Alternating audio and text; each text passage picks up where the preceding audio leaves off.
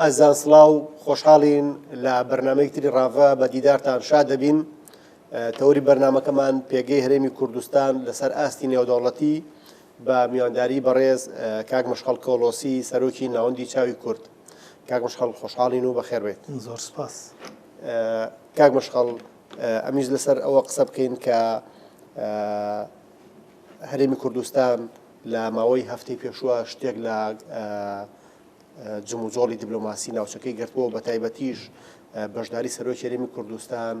لە پێشوازیکردن لە ماکرۆن لە بەغدای پایتەختی عێراق و ئەو جوڵەی کە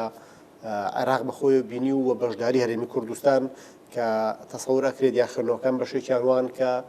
بەشداری سەرۆکی هەرێمی کوردستان بەشدارێکی بەهێز بوو لە بینینی ماکرۆن و مانەوە و گفتوگۆکردن و بەشداری سەرۆکی هەرێم لە کۆبنەوەکانی تیمی عێراقی لەگەڵ ماکرۆن و خوێنە جەنابتان وەکو کەسێکی شارەزا و ئاگادار و وەک کەسێکە لە سەرۆکی ناوەندی چاوی کوردیت و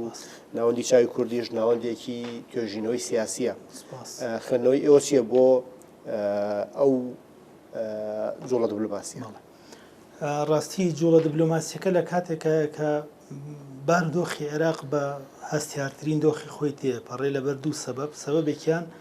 هاتنە پێشەوەی کات و ساتی و نزیکبوونەوەی هەڵبژارنەکانی ئەمریکایە. ترامپەیەوێ دەستکەوتێکی خێرای لە عێراق بێ و بۆ ئەمەش تەواوی لینکەکانی خۆی و فشاری خۆی بەکارهێنێ هاوپەیمانەکانیشی ڕاستپێرێ بۆی بتوان بە شێوەیەک لە شێوەکان وا بکەن کە ڕوویەک پیشانی بارودۆخی نێودەوڵەتی بدرێت کە عێراق تقریبەن لە ئەزمەکانی دەرچووە. ماکرۆن بەبێ ڕاوێژ لەگەڵ دەسەڵاتی ئەمریکی نایەت، یان ئێمە وا ئینتیباعمان وایە کە بە زۆر حکم ماکرۆن ناتوانێت بە شێوەیەکی سربەخۆ بەو شێوە کە لە خەیاڵدانی خەڵکی ئێمە هەبێ بتوانێت ڕاستەوخۆ بە بێگەڕانەوە بۆ ئەمریکا کەوا بێ لە هەمان سیاقی بەرژەوەندەکانی ئەمریکا و غەرب بەگشتی ماکرۆن سەردانی عێراقی کرد. جا ئەوان ئەیانەوێ ئەگەر چی ینی ئەم نەریتەیان نەریتێکی زۆر خراپە لە عێراق، نەریتێکە بەڵگەیە لەسەر نەناسینی کۆمەڵگە و حکمی عێراقی و سایکۆلۆژیای عێراقی کاتێ ئەیانەوێ بە زۆری زۆردارێکی و بە خەیاڵدانێکی ناو کتێب بێن و وا پیشان بدەن کە عێراق کێشەی هیچ نەماوان لە 2003 و 4 و 5 لە گەرمەی کێشە ناوخۆیەکانی عێراق هەمیشە وایان پیشانەدا کە عێراق خاوەنی سەروەریەوە تە کێشەی نەماوەمانە. بەڵام ئیسێش هەمان شتە، بەڵام بە دیوێکی تراوانیانوێ پیشانی بدەن کە لە کۆتاییەکانی خولی یەکەمی سەرۆکایەتی ترامپ توانیوانە عێراق بکەنە دەوڵەتێکی تەبیعی. جا بۆ ئەوە هاتوون چیەکەن ئەیانەوێ وا پیشان بدەن کە عێراق تەواوی پێکاتەکان هاتوونەتە سەرمێزی گفتوگۆ و مافەکانیان دابین کراوە کێشە نەماوە. ئەوە پەیامێکە بۆ دەنگدەری ئەمریکی لەلایەکی تر پەیامێکیشە هەم بۆ تورکیا هەم بۆ ئێران هەم بۆ سعودیە و تەواوی وڵاتانی تر و بۆ ناوخۆی عێراقیش بە هەمان شێوە. یعنی سەردانەکە تەنها یەک ڕووکاری نییە و تەنها یەک ئامانجی نییە. ڕاستە هەر دەوڵەتێک تعبیر لە بەرژەوەندەکانی خۆیەکە و بۆ بەرژەوەندەکانی خۆی بە پلەی یەکەم هەوڵەدا. ماکرۆنیش دیارە بۆ وەبەرهێنانی کۆمپانیاکان بۆ کردنەوەی جێقاچێک بۆ سیاسەتی فەرەنسی، چونکە فەرەنسا خۆتە زانی عێراق پشکی فەرەنسا نییە لە دوای جەنگی جیهانی دووەم. عێراق پشتی بەریتانیا و دوجاریش ئەمریکایە، بەڵام فەرەنسا ئەیانەوێ گەرچی بە شێوازێکی نەرمیش بێ بە شێوازێکی ئەدەبیانە بێنە عێراق و لە عێراق جێپی خۆیان هەم بۆ ئیسیسمارات و هەم بۆ سەقافەتی فەرەنسی و کردنەوەی کۆمەڵێک لینک لەگەڵ ناوخۆی عێراق ئەمانە هەموو بەرحاڵ. بەڵام ئێمە پێویستە سەیری پێگەی هەرێمی کوردستان لەناو کۆی ئەم ڕوانینەی غەرب بۆ عێراق بدەین. ئەوەی کە مایش دڵخۆشی ئەوەیە هەم بڕیاردەری ئەمریکی دوای ڕاوێژ لەگەڵ فەرەنسیەکان و دوای ناردنی ماکرۆن ئەوان لەو قەنەعەتدان و هەروایشە کە عێراق مۆزاییکێکی تەواو نییە گەر پێکاتی کوردیتیانە بێ. ئەو هاوکێشەیەکی ناتەواوە و لارەسەنگیش دەرەچێ. بوونی ئەم بەرەنجامگیری و ئەم قەنەعەتە لە لای بڕیاردەری ئەمریکی و لە لای بڕیاردەری فەرەنسی نیشانەی زۆر گرنگە کە پێگەی هەرێمی کوردستان پێویستە پارێزراوە بێ و نەک هەر پارێزراوە بەڵکو مامەڵەی باڵای لەگەڵا بکرێ و جیاوازیش لەوەی کە لە خەیاڵدانی بڕیاردەری عێراقی هەیە هەنێگەر یەکێک لە ئیزافەکانی هاتنی ماکرۆن ئەوە بێ کە بیەوێ ئێمە فێری جۆرێک لە مامەڵەی تر بکە لە ناوخۆی عێراق ئەوەیە کە بڕیاردەری عێراقی نەتوانێت بە ئارەزوی خۆی و بە نوکە قەڵەمێک قسە مافەکانی هەرێمی کوردستان ببڕێ یان بیدا یان تەعاملی لەگەڵا بکە یان پێگەیەک بە میزاجی خۆی بۆ هەرێمی کوردستان دابنێ نەخێت ئاستی تەواوی دنیا عێراق بە هەرێمی کوردستان و عێراقێکی فیدراڵیە عێراق بە هەرێمی کوردستانەوە دەوڵەتێکی ئەوەیە کە تعریفە دەستوریەکەی جێبەجێ بکرێ لەبەرەوە ناکرێ هەم تعریفە دەستوریەکە پشتگوێ بخرێ هەم قورسایی دیموگرافی و جوگرافی هەرێمی کوردستان وەلا بنرێ ئەمە وانەیە کە بۆ سیاسەتمەداری عێراقی بە پلەی یەک دووەم بۆ سیاسەتمەداری هەرێمی کوردستانیش کە شەرم نەکا لە حوزور ئەنی بەڕاستی پێویستە سیاسەتمەداری کوردی ئەوە بە ئیمتیازێک نەزانێت کە وەکو پێکهاتەی هەرە سەرەکی لە عێراق تەعاملی لەگەڵا ئاکرێ باشە گەر ماناکەی تری وەربگرین ئەگەر تەعامل لەگەڵ هەرێمی کوردستان نەکرێ ئەو کاتە پێکهاتەی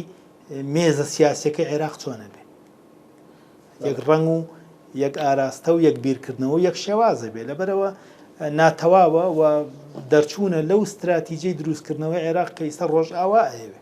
حتا ئێرانیەکانیش بە هەمان شێوە نایانوێ هەرێمی کوردستان نەبێ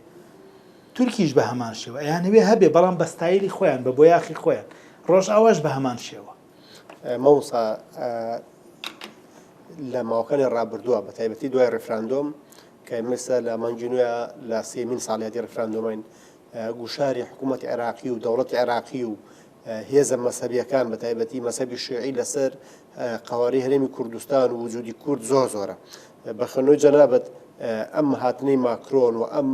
تێگەیشتنەی سیاسەتی نێودەوڵەتی و بە تایبەتی ویلایەتە گرتووەکانی ئەمریکا و فەڕەنسا و هاوپەیمانەکانی تریان ئەبێ بە گوشارێک ئەبێ بە فشارێک ئەبێ بە دەرسێک بۆ کاربەدەستانی عێراق لەوەی کە ئەو شێوازە لە گەمارۆدان و بڕینی بوجە و فشار خستنە سەر هەرێمی کوردستان کەم کاتەوە یان ئەوان لەسەر ئەو سەرسەڵی و دیکتاتۆریەت و عنفەی خۆیان بەردەوام بن بە بڕوای من هاتنی ماکرۆن و تەواوی ئەو خوێندنەوانی کە پێشتر کردمان بەنجکردنی قەزیەکانە عێراق واقعان ئەوەتە عێراق هەیە هەمیشە کێشەکانی بەنج کراوە بەڵام قەت چارەسەرێکی ڕیشەیی بۆ کێشەکانی عێراق نەبووە لەبەر یەک سەبەبی ڕۆتینی ئەویشەوەیە کە بەڕاستی دوو مامەڵەیەکی دوونی هەیە لە عێراق ئەم مامەڵە ئەوەیە عەرەب خۆی بە خاوەنی دەوڵەتەکە ئەزانێەوە وایشە ئەو دەوڵەتە دەوڵەتێکی عەرەبیە و ئێمە تاکو 2003 و 2004 ئیسێش ئەدەبیاتەکە هەیە و سایکۆلۆژیاکەش هەیە کە ئەم دەوڵەتە دەوڵەتی عەرەبە و ئەم پێکهاتانەی ئیستەی عێراق لە کاتی نووسینەوەی دەستورە پێداگریان لەسەرەوە کردووە کە پێویستە وها ناوزەد لە دەستورە ناوزەدی گەلی عێراق بکرێ بەوەی کە گەلێکە سەر بەنەتەوەی عەرەب ئەوان بە یەک نوکە قەڵەم ئامادەن کە سوناسی حەزاری کورد و ژیاری کورد و شناسنامەی کورد بەگشتی بکەن بە مڵکینەتەوەی عەرەب لەبەرەوە ئەوان پێیان وایە ئەوان خاوەنن و ئەوان سەردەستن و موچە و بودجە و ئەو شتانەی کە ئیسە کردویانتە کارتی فشار مەکرومەی ئەوانە و خەڵاتی ئەوانە هەر کاتێ بیدەن ئەیدەن و هەر کاتە نێدەن نایدن لەبەرەوە یەکێک لەوانی کە بۆ نمونە کەسێک وەکو وائیل عەبدولەتیف پیاوێکی قانونیە و پەرلەمانتاری بەسرێ جا ئەو لەبری ئەوەی کە بە شێوە یاساییەکە بە شێوە مرۆییەکە سەیری کێشەکانی عێراق بکە بە ئاشکراڵێڵێ ئێمە چۆن پارەی نەوتی بەسرە دێن بە کورد هەر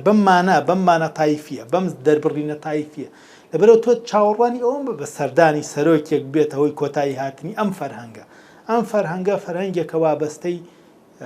سایکۆلۆژیای جەماعی خەڵکی عێراقە وابەستەی و کەلتورەیە کە لە دێر زەمان و 2000 ساڵە بەردەوامە لەبەرەوە نەخێر من پێم وایە ئەم هاتنە جۆرێک لە جۆرەکان کێشەکان بەنجەکە و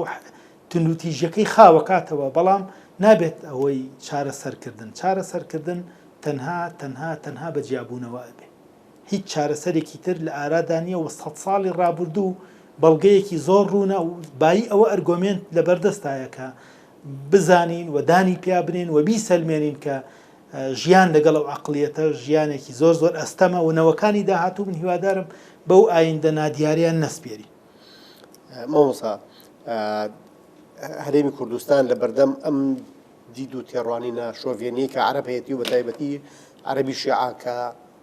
لە 4 ساڵی ڕابردووە زۆر بە مەچەکێکی تونتر لەگەڵ هەرێمی کوردستان جوڵاوەتەوە و ئەوەندەی پێی کراوە گوشار و فشار و گەمار و هەر شتێکی تری پێکرابێت لە بەرامبەر هەرێمی کوردستان گرتووە تێبەر. بەڵام پەیوەندەکانی هەرێمی کوردستان سەرباریەوە کە لە دوای ڕێفراندۆم جۆرێک داکشا، بەڵام جۆرێک لە هەڵکشانەوەشی هەیە. لە ماوەی 3 ساڵی ڕابردووە جارێکی تر هەرێمی کوردستان لەگەڵ بەشێک لە دەوڵەتانی ناوچەکە لەگەڵ بەشێک لە دەوڵەتانی ئەوروپی و ئەمریکی مامەڵا کاتەوە. حتا یەکەمین وڵات کە دەرگای بەڕووی هەرێمی کوردستانە کردەوە فەڕەنسا بوو و فەڕەنسا هەفتەی پێشوش لە ئاستێکی بەرزە سەرۆک ماکرۆن سەرۆکی هەرێمی کوردستانی بینی. پێم خۆش هەر لەم چوارچێوەیە و لە چوارچێوەی کە دەوڵەتی تورکیاش ساتە وەختی ڕێفراندۆمێکی بوو لەو دەوڵەتانەی کە نیگەرانەکانی خۆی بەرامبەر بە ڕێفراندۆم ناشاردەوە. بەڵام بە فترەیەکی زەمەنی دووبارە ئەو گرژی و جۆرێک لە تێنەگەیشتن و یان بسڕانی پەیوەندیەکان گەڕاوتە بۆ ئاستێکی تر. بە تایبەت ئەگەر ئێمە سیر بکەین لە 1-2 ڕۆژی ڕابردوو سەرۆکی هەرێمی کوردستان بە فەرمی بانگێشتی ئەنقەرەکرا و پێشوازی کرا لەلایەن وەزیری دەرەوە لەلایەن سەرۆکی دەوڵەت ڕەجەب تەیب ئەردوغانەوە. ینی خوێندنەوەی تۆچیە بۆی کە هەرێمی کوردستان سەرباری گەمارۆکان سەرباریەوەی کە کۆمەڵە ئەجندایەکەی بووی کە ئەم هەرێمە کەنارگیر بکە، بەڵام جارێکی تر جۆرێک لە هەڵکشانی هەیە لە دیبلۆماسیەتیان. وڵا دوو جۆر خوێندنەوە هەیە، خوێندنەوەیەکی واقعی ئیستەی سیاسەتی نێودەوڵەتی و هەرێمایەتی. ئێمە ئەبێ بەم لەم گۆشەنیگایان بەڕاستی واقع بینانە تەعامل بکەین و سیاسیش ئەبێ واقع بین بێ. ئینسانی سیاسی دیارە توێژەر جایە لە ئەو کەسانی کە خۆیان ممارەسەی پرۆسی سیاسیەکەن. ئەوان ئەزان بەرژەوەندیەکان چۆن چۆنی بەکردەوە دێتە دەست و ممکنە لە پشتی پەردە هەندێک ڕاستپاردەی غەربی شەبوو بێ بۆ تورکیا، بۆ لە ڕێی جەنابی کاک نێچیروان بۆ تورکیا نێردراوە و من ئەوەی ئاگادارم هەندێک پەیامی ڕۆژئاوا نێردراوە بۆ تورکیا. ئەمە خۆی گرنگە، یعنی کاتێک کە تۆ سیرەکەی سیاسەتمەدارێکی کورد دەبێتە ناوەندگیر لە کێشەیەکی نێودەوڵەتی گەورە. خۆتەزانی سە کێشەی تورکیا لەگەڵ یەکێتی ئەوروپا بە تایبەتی لەگەڵ یۆنان لەگەڵ میسر کێشەی هەیە و لەگەڵ عەرەبستانی سعودی کێشی، لەگەڵ عێراق کێشەیە، لەگەڵ پەکەکە. تورکیا لە بری سفرکردنەوەی کێشەکانی ئیستا تورکیا غەرقی ناو کۆمەڵی کێشەی ناوخۆیش بووە. تە لە ئینتیخاباتە بینین ئۆردۆگان معارەزی زۆر گەورەی بۆ دروست بووە و لە تەنیشتی خۆیشە لە دەریای سپی لەگەڵ ئیسرائیل لە کێشایە لەسەر غازی سروشتی و ناود لەسەر لەگەڵ یۆنان گەیشتۆتە ڕادەی پێکدادان. لەم کاتە ئێمە پێویستە چی بکەین؟ هەموو میلەتانی دنیا لە چرکەساتی ئەوەی کە لایەنی بەرامبەر زۆر پێویستی بە تۆیە توانی سوودی لێ وەربگری. لە کاتێکە کە ئەو هیچ پێویستیەکی پێت نییە تۆ ناتوانانی سوود وەربگری. ئێمە ئەبێ خوێندنەوەکەمان بابەتی بێ. ڕاستە تورکیا دوژمنمانە، ڕاستە تورکیا داگیرکەرە، ڕاستە تورکیا زاڵمە، ڕاستە تورکیا هەموو ئەم سیفات ئەخلاقیانەی کە ئێمە پێمان خۆشە بەم زمانە باسیکەن ئەمانەی تیا هەیە. بەڵام تورکیا دەوڵەتە، تورکیا هێزێکی زەبەلاح و موەسەسات و حەزارەتە. تورکیا هێزە لە ڕووی جیۆسیاسیش زۆر گرنگە. لەبەر ئەوە ناکری ئێمە خۆمان دیلی کۆمەڵێک ئەدەبیاتی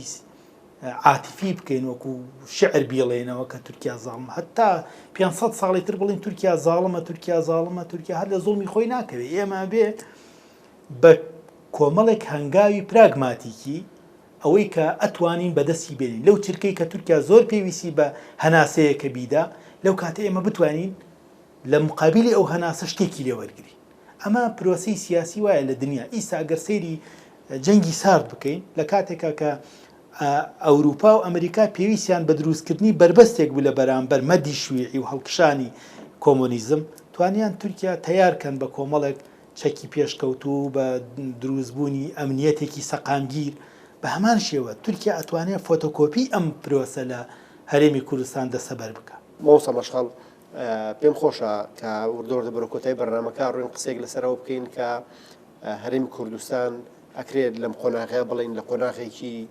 باشە لە ڕووی دیبلۆماسی و پەیوەندیکردن بە تایبەتی کە ناوچەکە بە گرژێکی گەورەیە تێپەڕێ. زۆر جارە بینین تورکیا لەشکر کێشیەکە بۆ دەرەوە سنوورەکانی خۆی، ئێران فشارێکی زۆری لەسرە و هەوڵەدات زۆرجار دەستی ئۆردان لە دەوڵەتانی ناوچەکە و هەرێمی کوردستان و زۆر شوێنی تریش بکە هەرێمی کوردستان لە ڕوو دیبلۆماسیەکە توانیوێتی هاوسەنگیەک ڕاک بگرێ لەگەڵ عێراق لەگەڵ تورکیا لەگەڵ سووریا لەگەڵ ئێران.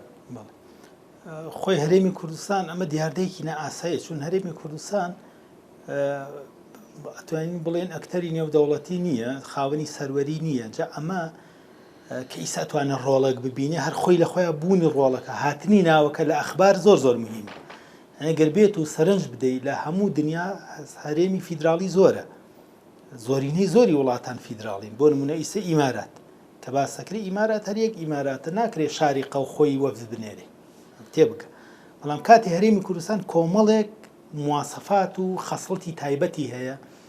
ئەم خەسڵەتە تایبەتانە هەربوونەکەیان گرنگە هەر ئەوەی کە هەرێمی کوردستان سەرۆکەکەی ئەچێتە شوێنێک پێشوازی لەیەکرێت زۆر زۆر گرنگە لە ڕووی ئەنی بێت تعریفە ئەزانی پێناسەیەک نییە لە قانونی نێودەوڵەتی بۆ ئەوەی کە سەرۆکی هەرێمێک لەگەڵ سەرۆکی دەوڵەتێک دابنیشێ و ئاڵایش دابنێ هیچ پێناسێ ئەوەی حەسە بە عیلمی من بە گوێرەی ئەوەی کە ئەزانم هیچ پێناسەیەک نییە بۆ ئەوەی سەرۆکی هەرێمێک لەگەڵ سەرۆکی دەوڵەتێکی خاوەن سەروەری سربەخۆ دابنیشێ و پێشوازی دیبلۆماسی و ئەوەی بۆ بکرێ بەڵام ئەوەی کە بۆ هەرێمی کوردستان نەکرێ وا بزانم بۆ تایوانیش نەکراوە تا ئیسا بۆ هەرێمی تایوانیشە تاکو ئیسا نەکە حتا کشمیر ئینتە سەیری کە کشمیر هەرێمێکی تقریبەن فیدراڵی ئۆتۆنۆمیە و سەرۆکی هەیە هێزێکی ئەتۆمی وەکو پاکستانیش پشتیوانیەکە ئەم لە بەرامبەرە هەندستانیش پشتیوانی پارچەکەی خۆیەکە هەتاکو ئیسا لە چ مەحفەلێکی نێودەوڵەتی سەرۆکی کشمیر و بینیوەتەوە توش میدیاکاری یان قوبروس دەوڵەتێکە اعترافیشی پێکراوە لایەن تورکیاوە قوبروسی تورکی هەتاکو ئیسا سەرۆکەکەی لە چ مەحفەلێکی نێودەوڵەتی بینراوە لە چ شوێنێک ئاڵای قوبروسی تورکی هەڵکراوە لەبەرەوە کاتی ئەبینە گەرچی ئەو دەوڵەتی سەر بەخۆیە بە گوێرەی پێناسە ئەکادیمیەکان قوبروسی تورکی دەوڵەتێکی خاوەن سەروەریە چونکە دانی پێدانراوە ئەنسوورەکانی دەوڵەتی سربەخۆی تایە بەڵام هەرێمی کوردستان ئێمە خۆمانڵێن سربەخۆ نییە لە ڕووی نێودەوڵەتی و خاوەنی سەروەری نییە بەڵام کاتێک کە وەفدەکانمان نەچێت دەرەوە ئاڵایان بۆ دانرێ پێشوازی و پرۆتۆکۆلیشیان بۆ کرێ ئەمە ئێمە کاتێک کە ئەڵین گرنگە بەممانە ئەکادیمی ئەزانین کە پێشتر شتێکی شێوە پێناسەیە دەسەڵاتی فەلەستینی هەیە لە مێژووە لە دەسەڵاتی فەلەستینی ئەوان لەبەر ئەوان دەوڵەتێکیان دروست کرد لە 1970 لە تونس ناویانە حکوومەتی مەهجەر دەوڵەتی مەهجەر لە تاراوگە لە تاراوگە کاتێک ئەم دەوڵەتیان دروست کرد کۆی دەوڵەتە عەرەبیەکان دانیان پێدانا لەبەرەوە کاتی یاسر عەرەفات هات بۆ لای هەر سەرۆکێک ئاڵای بۆ دانرا ئەمە ئاساییە ئەمە شتێکی زۆر ئاساییە چێتە ژێر ئەو تعریفانەی کە لە قانونی نێودەوڵەتی هەیە بۆ دەوڵەتی سەربەخۆ هەرێمی کوردستان هیچ پێناسەیەکی نییە نە لە یاسای ناوخۆیی و نە لە یاسای نێودەوڵەتیش و چۆن ماکرۆن پێشوازیەکە لە سەرۆکی هەرێمێک کە خاوەنی سەروەری نییە ئایا ئەمە گرنگ نییە ئایا تۆ بتانی جێی خۆت کەیتەوە لە ناو فەزایەکی زۆر بێڕەحمە کە هەموو بەرامبەرەکانی شێلێ تۆ هیچ فاکتەرێکی جێکردنەوەی خۆش نییە نە ئابوووریەکی جیهانی هەیە نە فەرهەنگێکی جیهانیت هەیە و نە لە ڕووی جوگرافیای سیاسیش جوگرافیایەکی سیاسی داخراو هەیە تۆ ئەین تۆ سەرنج بدە ئێمە هەمیشە کاتی باسی سەربەخۆی یەکەین هەر لە ناو کورد خۆیان دەنگمان لێ بەرزە بێتەوەڵێن ئێمە جوگرافیەکەمان داخراوە ئەمری نەبرسە وانە کەوابێ لە ڕووی جوگرافیشە و توانامان نییە باشە سڕی ئەو پێشوازیکردنە لە سەرۆکی هەرێم چییە لە بە ئاڵای کوردستانە منۆکو ئەکادیمیە کاتێک کە ئەپرسم بەڕاستی پێناسم بۆی نییە و شیکاریش ناتوانم بکەم هۆی چییە کە ئاڵامان بۆ داهاتن سەبەبەکەی چییە لە کاتێکا کە وەکو پێم وتی هەرێمی تر زۆرە و هێزی تریش زۆر زۆرەکە هەنوو و خاوەنی قەوارە و پەرلەمانیشن و حکوومەتیشیان هەیە و سەرۆکیشیان هەیە بەڵام لە هیچ ناوەندێکی نێودەوڵەتی نابیندرێن ئاڵایشیان کەس نازانێت چۆنە بەڵام هەیەە ئاڵایان هەیە هەرێمی عەفەرمان هەیە ئەمە لە نزیکی جیبۆتی هەرێمێک کارۆکو هەرێمی کوردستان وایە جیاوازن زمانیان جیاوازە و فیدراڵیشن ئایا تۆ هەتاکو ئیسا زانی سەرۆکی هەرێمی عەفەر لە هیچ شوێنێک پێشوازی لێکراوە لەبەرەوە مامۆستا ئێمە لە بەرامبەر هەرێمی کوردستانە تەنها جێگەی سەرسوڕمانە ئەم شتانەکە ئیبینین لەبەرەوە بەم پێناسە ئێماڵین زۆر گرنگە کاتێک سەرۆکی هەرێم مجرد ناوی لە ڕیزی سەرۆکی وڵاتان دێ کاتێکە ئەچێتە ناو ئەجێندای کۆبوونەوەی زلهێزێکی وەکو فەرەنسا ئەمە زۆر گرنگە لە ڕووی یاسایی زۆر گرنگە لە ڕووی عورفی نێودەوڵەتیش زۆر گرنگە لە ڕووی نەریتی نێودەوڵەتی ئەوە زۆر گرنگە بەڵام ئەمە مانای ئەوە نیە کە ئێمە ڕازی بین بەوەی کە ئیسەتیانێ مامۆستا هاوکاتی ئەو پێشوازیانە وام قوبڵکردنە ئەگەر سێرکردنی ئێستا لە هەولێر 42 باڵۆزخانە و کۆنسۆڵگەری و نوێنەرایەتی هەیە خوێنۆچی بووی کە ژمارەیەکی زۆر لە کۆنسۆڵگەری و نوێنەرایەتی دەوڵەتان بە تایبەتی دەوڵەتانی زلهێز وەکو ئەمریکا و فەڕەنسا و بەریتانیا و وڵاتانی ئەندام لە ئەنجومەنی ئاسایش و ژمارەیەک لە وڵاتانی دیکەش لەم لە هەولێری پایتەخت شوێنیان هەیە هاوارگە و بنێخۆیان خستووە و مامەڵەی هەرێمی کوردستانەکەن وەکو هەرێمێکی شەرعی و هەرێمێکی بەهێز خوێنۆچی بۆەوەی کە دەوڵەتان ئامادەن بەم ئاستا مامەڵی هەرێمی کوردستان بکەن ئەزای وەکو ئەمانەتی ئەکادیمی پێدەڵێم کۆنسوڵخانە زۆر ڕووی سیاسی نییە هەروایە لە یاسا باڵۆزخانە زیاتر تەمسیلی سەروەری دەوڵەتەکە بەڵام کۆنسوڵخانە جیاوازە کرێ کۆنسوڵخانە لە هەر شارێکدا بنرێ ئیسە لە کەربەلای شەیە لە بەسڕێش کۆنسوڵخانە معنایەوە نی ئیمتیازێکی سیاسیە حقیقەت بەڵام ئەوەی کە هەرێمی کوردستان جیا ئەکاتەوە لەوە سیرەکەی ئاڵای کوردستان لە کۆنسوڵخانەکان هەیە ئەمە یەک ئەگەرچی ئاڵای کوردستان ئاڵایەکی دەستوریە و بە گوێرەی دەستوری عێراق بێ هەبێ و ئاساییە بەڵام مامەڵەکردن لەگەڵ ئیستا سێری کە من مەشهدێک پیشان دەم لە کاتێکا کە بۆ نمونە جەنابی سەرۆکی حکوومەتی هەرێم داوای بینینی کۆنسوڵەکانەکە هەمویان وەکو بانگهێشتی دیبلۆماسی جواب بدەنەوە ئەمە زۆر مهمە ئەمە وەزیری خارجی دەوڵەتێکی خاوەن سەروەری یان سەرۆکی دەوڵەت دەتوانێت ئەوە بکە ئەوان چۆن ئامادەن بەم شێوە تەعامل بکەن ئەم مامەڵەکردنە من پێدەڵێم کاتێ سەرنجی کتێبەکانی علاقاتی دەولیە دەین و کاتێ سەیری مامەڵەی دەوڵەتانەکەین چۆکو کۆنسوڵخانەکان چۆکو وەزیرەکان کاتێ دێنە ئێرە یعنی ئەبینی ئەم مامەڵەی دەوڵەتە مامەڵەی هەرێمێکی بێسەروەری نییە تەدریجکردنی ناوی هەرێمی کوردستان لە ڕیزی ئەو ئەجێندای سەردان و کۆبوونەوە و علاقاتە فرەلایەنانی کە هەیە خۆی بە خۆی مهمە یان هێنانی ناوی هەرێمی کوردستان لە